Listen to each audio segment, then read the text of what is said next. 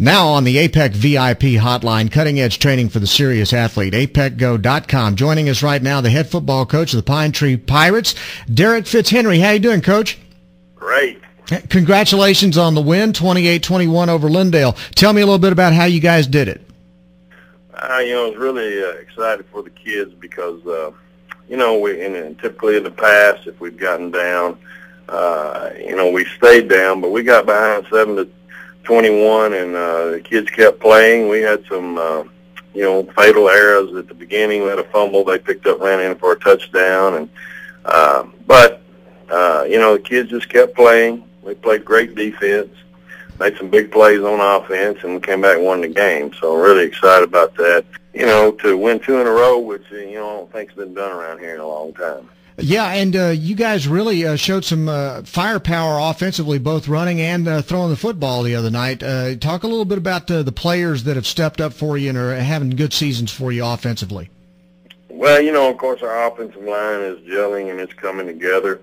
A lot of young guys coming back from last year. Andrew Lee and Jacob Smith. And then we have a sophomore on there, Will Mitchell. And those guys are doing a great job. Then, of course, our quarterback's back, Jake Oden. He's throwing the ball well, running the option well. And then we got a young sophomore, Mason Hayes, that's made some really big plays for us. At the receiver spot, he's a great athlete. I think the last time that Pine Tree beat Longview, his uncle was the quarterback. So he comes from a good group. And, of course, our running backs, Victor Hawkins is having a great year. I think he's averaging over 10 yards a carry. And we have a young sophomore at fullback. He does a great job. And then we bring in Eddie Calico. And Eddie, as the season goes, he'll probably see more playing time at fullback. Just difficult for him to play both ways when it's, 98 degrees. Oh, yeah. He will see some more playing time as it cools off. But, those are the big playmakers right now, Mason Hayes. And the other guys are, and Victor Hawkins, the other guys are, kind of workman type and accept their role, and really proud of them. We got a guy who goes both ways. Offense and defense. A receiver and corner. Jalen Patterson, he had a big play last week, and he does a great job of knowing his assignment on both sides of the ball, and I think he's one of the only ones that we have going both ways. But that's a big factor for us too. Sure. Having an opportunity to work the kids on one side of the ball and really zero in on being a good player at that position. And last year we had to work both sides, but we've got more we got more kids in the program, so we can do more like the 4As do around here, and that's 2 platoons. Now, your defense was outstanding against Lindale, too, and Lindale's always been known for having a really balanced offense. Well, they were balanced. They had 103 yards rushing and 100 yards passing, but that's 3.7 yards per offensive snap. You guys did a great job against them. Yeah, our defense really played well. Compared to our first week, we got some kids back. We had some kids out early with concussions and some shoulder problems, and those kids are back, and it allowed the other kids that were playing in different positions to move to the position they're the best at. So it's really solidified our defense, and, we've got to play. We've been moving the football. We've been averaging over 400 yards a game.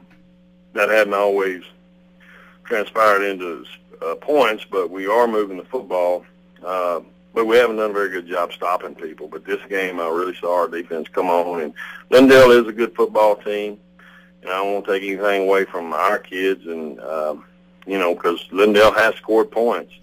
And I think Friday night, the only touchdown they scored on our defense was 1 touchdown, and they earned that.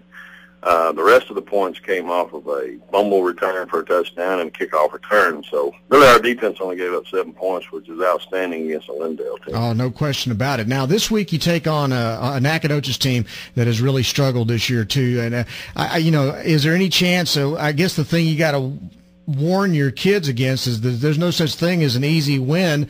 Do you have any problem with that, with them getting up for a game against a team that's 0-4 now? No, we really try. The thing that's been my deal ever since I've been a head coach is to focus on yourself and not your opponent. and just focus on yourself. I mean, you got to be aware who your opponent is. And with Nacogdoches, they have struggled, but they have some tremendous athletes in some positions, and they can hurt you quick. You know, they've scored a lot of points, and a lot of it has to do with their athleticism. They have an enormous offensive line.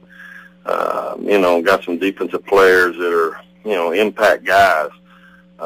So they play some really good football teams in Carthage and people like that. So, you know, they're a dangerous football team just because of the athleticism. And Coach Reyes is a good coach. He's a proven winner. So, you know, I don't think anybody's taking them for granted at all. And really our focus has been on ourselves and getting better each week. Well, Coach, that's obvious that it's happening, so congratulations on a big, big win over Lindale, and we wish you the best of luck against Nacogdoches this coming weekend, and we look forward to talking to you down the line.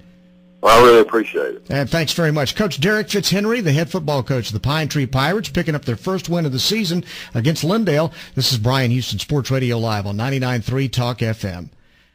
Hey, Coach, thanks very much. I